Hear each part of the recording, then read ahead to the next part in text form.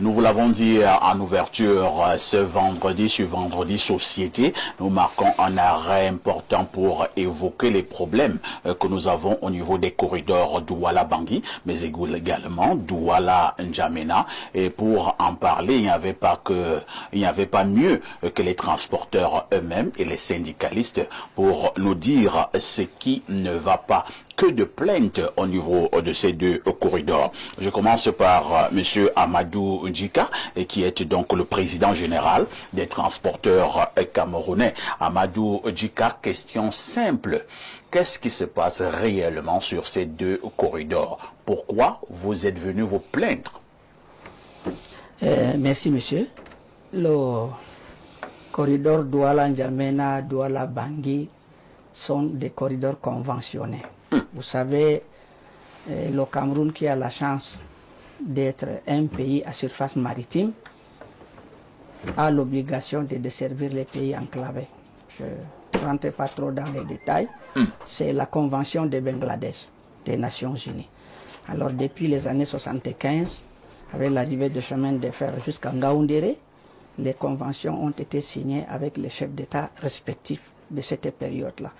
Donc, le Cameroun doit laisser son surface maritime pour desservir le Tchad et la Centrafrique. Mais cependant, au Tchad, c'est l'État qui fait le transport. Parce que vous savez, l'importance du transport dans ces pays-là, c'est comme la circulation sanguine dans un corps humain. Et idem pour la Centrafrique. Mais le Cameroun, qui doit les desservir, alors a ouvert ses portes avec le port de Douala. Donc, la convention est signée, ils doivent transporter en import comme en export à travers les ports du Cameroun, le chemin de fer camerounais et les routes camerounaises. C'est ainsi que la convention a été signée entre ces trois pays frères et sœurs. Maintenant, dans l'application de la chose, lorsque nous autres Camerounais sommes levés pour dire à l'État, c'est vous, signataires de la convention, nous voyons nos frères tchadiens centrafricains venir transporter, traverser. Ils ne vont pas seulement nous laisser la poussière. Qu'est-ce que nous, les acteurs, artisans camerounais, devons bénéficier de cette convention? Alors, on est arrivé à s'asseoir pour dire le partage. Donc, toute cargaison qui passe par le Cameroun à destination du Tchad et de la Centrafrique, une clé de répartition a été mise en place. C'est-à-dire les Tchadiens vont transporter 65% de leur cargaison et les Camerounais 35% pour aussi le droit de leur sol qui fera bénéficier les acteurs des transports que nous sommes. Et du côté de la Centrafrique, proportionnellement aux distances, du côté de la Centrafrique, c'est 40 pour les Camerounais et 60 pour la Centrafrique. Donc ces conventions sont signées et respectées. Maintenant, l'application doit, comme tous les décrets, il y a les décrets d'application. Donc l'application, le Tchad a mis en place un bureau national tchadien d'affrètement tchadien, le BNFT. Et la Centrafrique a fait un bureau similaire, qui est le BARC, bureau d'affrètement centrafricain. Et il fallait, nous, le Cameroun, faire quelque chose de similaire pour les accompagner. Et c'est comme ça que vous avez mis sur pied le BGFT. Le BGFT est notre bourse de fret. Alors, il doit travailler en collaboration avec les deux autres.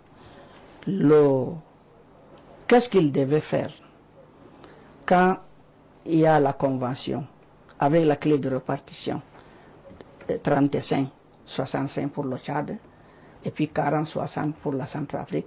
Il faut que notre bureau, le bureau de la Centrafrique, le bureau du Tchad, se retrouve pour maintenant, une fois et les informations, collecte la cargaison de deux de ces destinations, en import comme en export, et faire respecter la clé de répartition. Et une fois collecté du côté du Cameroun, ce bureau doit mettre en place cette cargaison à disposition, n'est-ce pas, des opérateurs camerounais selon le système que nous avons mis en place. C'est-à-dire un tableau où les acteurs doivent s'inscrire par ordre d'arrivée quand il y a la cargaison Donc, suivant le numéro chronologique, chacun vient charger et il part. Non seulement ça, ce bureau a aussi le rôle, n'est-ce pas, de la représentation de toute la profession, vis-à-vis d'abord de ses pairs, les Tchadiens et les Centrafricains, et puis vis-à-vis aussi des administrations. Donc, c'est un interlocuteur pour le pouvoir public et un représentant pour les transports. D'où alors ce bureau a été mis en place. Maintenant, dans l'application de la chose, c'est là où alors... C'est là où il y a problème. C'est là où il y a un problème. Alors, puisque vous dites que dans l'application de la chose, parce que on a vraiment bien suivi comment, c'est-à-dire l'historique de cette affaire, mais maintenant, ce qui nous intéresse plus, c'est là où il y a problème. Qu'est-ce qui fait problème? Puisque quand on vous écoute, on a l'impression que tout est clair. Vous avez parlé des pourcentages là. Pour le cas du Tchad, c'est 65-35. Pour le cas de la Centrafrique, c'est 60-40. On a l'impression que tout est beau. Maintenant, qu'est-ce qui coince? Ce qui coince, c'est l'application. Et pourquoi ce n'est pas appliqué? D'abord, oui, la différence en est une chose. Nous avons eu l'amabilité, n'est-ce pas, d'être artisans, signataires de l'acte de naissance de cette structure-là. Alors, je vous rappelle... Vous voulez parler du BGFT? Du BGFT. Lorsque nous l'avions mis en place, nous avons demandé au gouvernement. La Centrafrique a mis sa part, le Tchad a mis sa part, nous aussi il faut que nous ayons le similaire pour pouvoir les accompagner. Oui. Alors, le gouvernement a dit, Monsieur Djika, l'État ne peut pas subventionner vos activités, sauf si nous, l'État, nous ferons comme le Tchad et la Centrafrique. Nous avons dit non, le Tchad et la Centrafrique, nous n'avons pas les mêmes statuts. Alors à nous, vous devez nous laisser, nous les acteurs, nous-mêmes, opérer notre transport. Et dans ces cas, vous allez prendre en charge le fonctionnement. Alors, nous avons alors décidé pour faire créer la ressource de fonctionnement de cette structure-là. Nous sommes arrivés à mettre 500 francs par tonne transportée, qui doit être maintenant, 1, le fonctionnement de la structure, 2, le surplus, l'épargne des transporteurs que nous appelons communément la mutuelle. Alors nous avons mis en place et nous avons fait un projet et que le ministre a validé. Donc, il a créé la décision 11-17 du mois d'août 1993. Alors, pour mettre en place le premier établissement, il fallait former les gens et mettre les bureaux où il faudra. Par exemple, à Douala, les checkpoints, par exemple, au Bon Milieu à Bertois, à Garoua-Boulaye pour le côté de Bangui, et à Ngaoundéré, le terminus ferroviaire, et puis à Koussiri pour ceux qui vont vers le Tchad, avant qu'il y ait la route Ngaoundéré-Toubor. Donc pour mettre en place ces services et former le personnel, il faut de l'argent. Nous, les syndicats de l'époque, on n'avait pas cet argent estimé à plus de 60 millions pour la formation et la mise en place. Donc nous sommes approchés au CNCC, Conseil national de chargeurs du Cameroun, comme on peut dire, Conseil national de chargeurs des transporteurs. Bon, alors à l'époque il y avait un certain Edou Emmanuel qui était le directeur général du CNCC. Nous l'avons dit, voilà, nous avons ces problèmes, on veut mettre en place. Nous souhaitons que vous puissiez financer et former les gens. Il dit, mais monsieur Djika, c'est l'argent de l'État. Nous sommes CNCC, nous ne pouvons pas enlever de l'argent subventionné du bon, à condition. Pour même d'abord faire cette structure-là, on a tellement réfléchi pour mettre ensemble toutes les parties prenantes à l'intérieur de ces processus pour qu'il y ait une transparence et une bonne suivi. D'où, dans le texte régissant le BGFT, nous avons proposé et que le ministre a validé, il doit avoir 5 membres.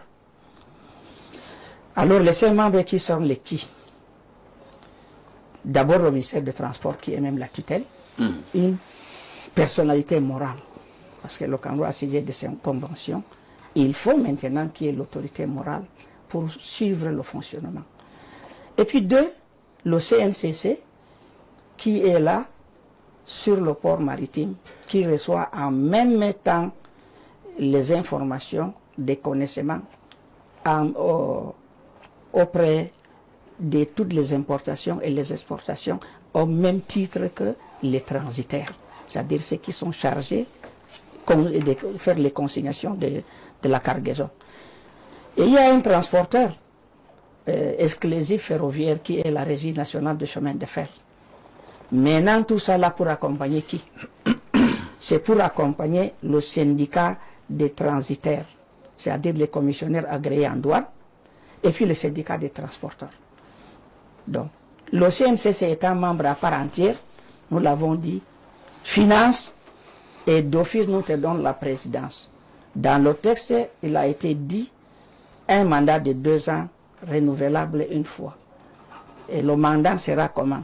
C'est parmi les 5 membres qu'ils doivent... Monsieur Amadou, ça risque d'être très long. Hein? J'ai peur que nous n'ayons pas suffisamment de temps. Je voudrais que nous allions rapidement sur ce qui fait problème. Oui, mais d'abord, il faut d'abord que je vous dise comment on est arrivé là, parce que c'est très important. Parce que vous pouvez dire pourquoi vous êtes arrivé là et l'émission finie. Non, bon, sans poser le problème. Bon, je vais arriver là sur le problème. C'est pour vous dire, les 5 élisent un parmi eux, et le CNCC a été élu, il a bien mené sa mission. Maintenant, de 93 à 95, la reconduction tacite jusqu'à 97. Le problème est arrivé quand? En 1997, quand le CNCC a fini ses 2 mandats, alors il y a eu la réforme de cet article-là. On passe maintenant de 5 membres à 8 membres. La décision 483 a augmenté 3 sièges au seul syndicat de l'époque SNTRC. Vous savez, c'était l'époque monolithique, syndicale, politique et autres. Donc, le syndicat de l'époque n'était que SNTRC. Donc, il y avait un siège. On passe d'un siège à 3. Donc, je ne vous apprends pas, sur un comité, un conseil d'administration de 5 membres, augmenté 3 à SNTRC, devient 8. 4 autres qui sont le ministère, la régie FER, CAM, le syndicat des transitaires et le CNCC sont 4. Le syndicat SNTRC, avec un qui avait plus 3 augmenté, devient 8. Alors, la voix du président étant prépondérante, de 1997 à aujourd'hui, il est devenu la chose du SNTRC. Par contre, d'autres syndicats sont créés. À partir de la création des autres syndicats, celui-là atteint sa caducité. Il devient caduc. Donc tous les autres syndicats doivent être intégrés au sein, n'est-ce pas, de ce conseil d'administration. Le BGFT a la législature et l'exécutif, comme fonctionnent toutes les bonnes administrations.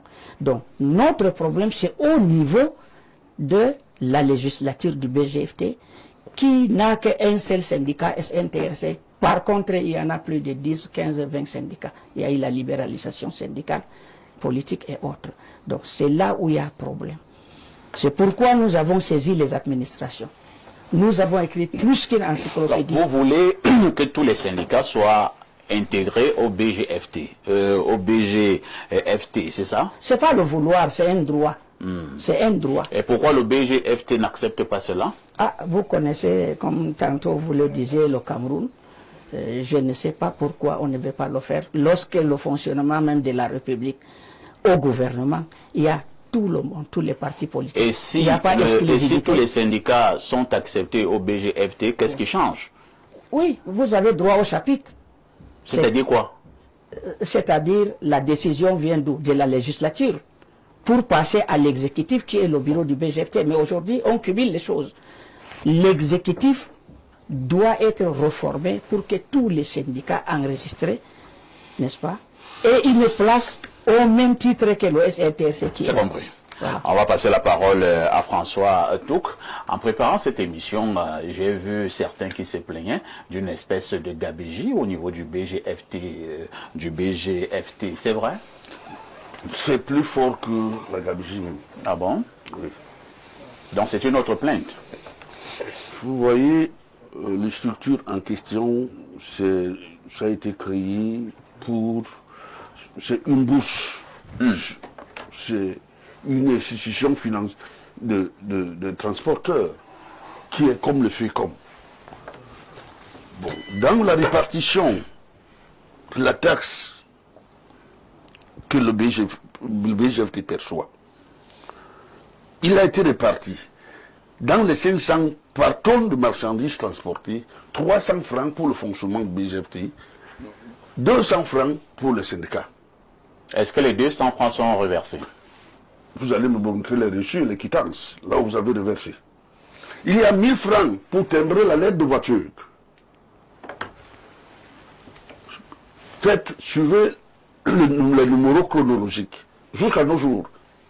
Si vous avez versé dans vos marmites ou dans les caisses de l'État, apportez-nous les reçus.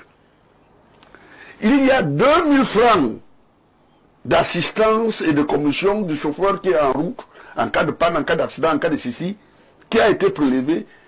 À l'époque, quand ils mettaient ça sur pied, c'était pour mettre les poteaux, pour avoir la communication. Depuis ce temps-là, ça n'a pas été fait. Les téléphones Android sont arrivés. Les 2000 francs continuent à être perçus jusqu'aujourd'hui. Le chauffeur, on abandonne d'autres dans terre au Gabon, en Centrafrique, au Tchad, parce qu'on n'a pas la possibilité ou une assurance qui couvre les frais funéraires pour les ramener. Pendant que notre argent est perçu là. Alors, également, les ouvriers doivent être représentés dans ce conseil d'administration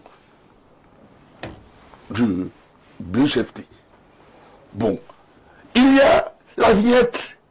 Je pensais que ça ressortait, une vignette ressortait de ressort de l'État. De 25 000 qui est imposé à chaque voyage. Par voyage? À quoi nous sert la vignette, monsieur le président général?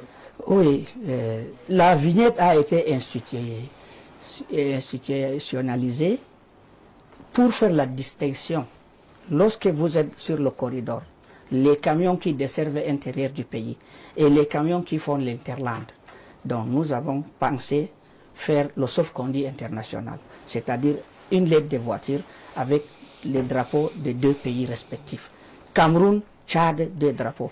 Cameroun, Centrafrique, 2 drapeaux. Mais ça, vous avez dans votre dossier. Maintenant, les agents en route qui contrôlent, lorsque les camions sont alignés, comment ils vont distinguer les camions qui desservent la nationale et l'internationale? Nous avons dit, on met un macaron, une vignette à la pare-brise. De loin, on vous distingue, n'est-ce pas, des autres. Alors, ne pouvez vous arrêter que sur les points des checkpoints. Par exemple, si vous partez de Yassa, vous avez Bertoua Garaboulaye, vous avez Ngaoundéré, Touboro ou N'Djamena. Donc, cette vignette au Cameroun est gratuite. Mais par contre, en Centrafrique et au Tchad, c'est l'État qui les a imposées. Et cet argent rentre dans les prestations de ce que l'État pouvait apporter, n'est-ce pas, à cette noble profession de transport. Alors, le Cameroun a copié pour nous imposer 25 000 francs de vignettes par an et par camion, par le nombre de 50 000 camions que nous avons jusqu'aujourd'hui. Vous avez 50 000 camions. 50 000 camions, ça c'est le minimum. Par 25 000. Par an et par camion, nous avons fait le minimum de plus de 500 milliards de la recette, en commençant par paiement de 500 francs par tonne, en import comme en export, sur tout le transport qui fait les deux pays. Ça c'est dingue, parce que c'est là où le courroux est là, comme avait dit le président. Alors, nous, le Cameroun aujourd'hui a besoin d'argent. Nous, la profession, nous avons besoin d'argent, nous avons mis une mutuelle. Alors, les personnes viennent s'installer et qui deviennent supra-État ou État dans un État. Lorsqu'on institue les vignettes, et vous avez l'obligation de les payer, sinon le FME vous arrête parce que vous n'avez pas la vignette, sans connaître d'où est venu ce problème de la vignette. Ça c'est dingue. Alors, j'ai une autre préoccupation. Oui, Je lisais quelques textes là et j'ai également reçu des informations ci et là. Je vais voir si elles sont concordantes, ces informations. Rien que pour l'année dernière, vous avez reversé sur une certaine redevance au BGFT 5 milliards. Et les 2 dernières années, cela fait 10 milliards. Vous confirmez? Non, c'est au-delà de ça, mon cher ami. Donc ça, ce sont même les pipis de chat. Non, certainement.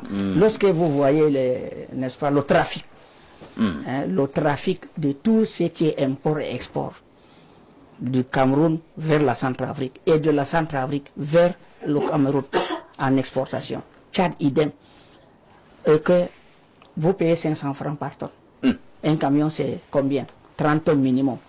Et non seulement ça, quand j'ai dit tantôt État ou supra-État, il y a les pays qui bénéficient, par exemple le Congo, le Gabon, la Guinée, et le Nigeria, qui ne sont pas dans la convention de répartition. Parce que quand on dit convention, c'était pour la répartition des frais entre les deux pays conventionnés. Le Cameroun, le Tchad et le Cameroun, la Centrafrique. Mais les autres pays sont dans le système idéal qui est devenu CEMAC, avec la liberté de circulation des biens et des personnes. Alors, Supra-État a imposé la taxe de 100 000 francs par camion et par passage du côté du Congo, du côté de la Guinée, du côté du Gabon, du côté des exportations ou de l'importation du côté du Nigeria pour le Tchad qui traverse le Cameroun. Bref, le droit du sol camerounais, aujourd'hui, chaque camion qui passe au Cameroun, pour tous ces 6 pays dont je venais de citer, doivent impérativement payer 100 000 francs par passage. Donc, merci. non seulement ça, avant oui. que vous ne... Oui, vous allez chuter. Il faut que je vous dise, je ne vais pas m'insulter, je vais m'arrêter. Bon. Ça veut dire quoi? Il y a 2 risques majeurs que le Cameroun court aujourd'hui, Oui. avec sa diplomatie que nous connaissons, son dynamisme. Il s'agit de diplomatique. quels risques? Et les risques, les pays comme la Centrafrique et le Tchad, ça c'est la convention. Mais la République sert du Congo, du Gabon et de la Guinée, où le Cameroun bénéficie d'exporter ses produits. Par exemple, les denrées alimentaires, nos haricots, nos oignons et autres, nous les exportons, nos bétails. Le risque, c'est lequel? Le risque est 100 000 francs par camion, par passage, pour le bois du Congo, par exemple. Chaque camion, c'est 25 mètres cubes. Et vous payez 100 000 francs par passage. Et où est le risque?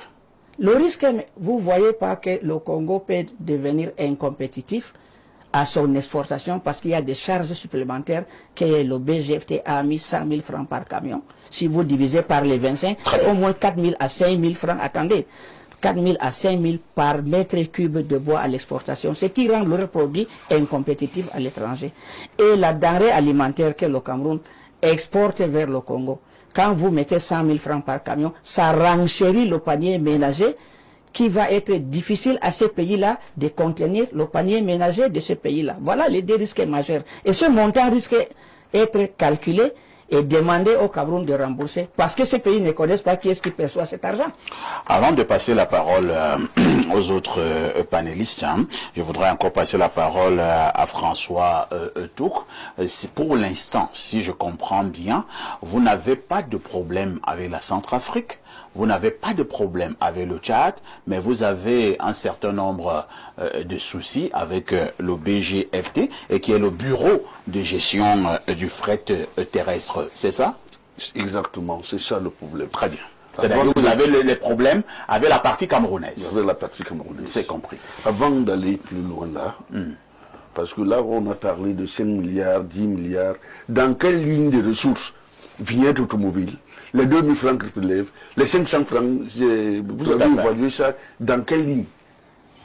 Moi, je pensais qu'il y a une certaine opacité. Oui. Merci.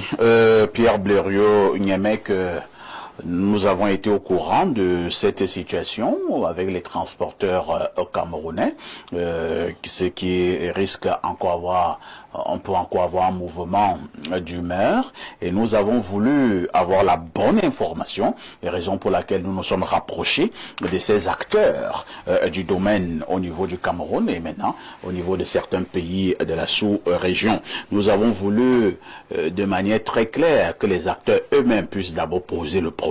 Maintenant, au niveau du plateau, nous revenons pour des commentaires et pour les analyses. Et à ce niveau, je vous pose la première préoccupation. Quel est le commentaire que vous posez lorsque vous avez suivi ces 2 Camerounais qui se plaignent de la structure camerounaise? Avant le commentaire, je fais une remarque. Oui. Quand j'enseignais à l'école les cours de français, certains élèves se levaient pour demander à quoi servent les cours de français. Je crois qu'ils viennent de comprendre à quoi servent les cours de français. vous voyez un homme d'un certain âge qui fait un récit si limpide que même celui qui n'est pas du domaine Il comprend. comprend tout de suite avec quel maestria. Je crois qu'on l'a choisi vraiment à propos. Ah oui. Donc je le tiens à le féliciter. Merci. Dites aux enfants, voici à quoi servent les cours de français. Vous fuyez les... Il y en a qui allaient à une classe, d'autres allaient à l'école. Il allait à l'école. Donc c'est la première remarque. Ensuite, j'ai compris donc Le problème. du récit. C'est vrai, j'avais déjà été approché ici ou là. J'ai compris le problème. Nous progressons dans nos manières de corruption à tous les niveaux. Vous voyez, 3 pays, 2 font les choses de manière sérieuse. Ça fonctionne bien. Au Cameroun, on va toujours créer des choses. Je crois que c'est le ministre des Transports qui doit mettre un œil particulier. Tout à fait. Monsieur le ministre, voilà de l'argent qui se brasse comme ça. Des centaines de milliards, des gens qui sont devenus inamovibles. Parce que là même, c'est l'un des creusets de la corruption. Hein.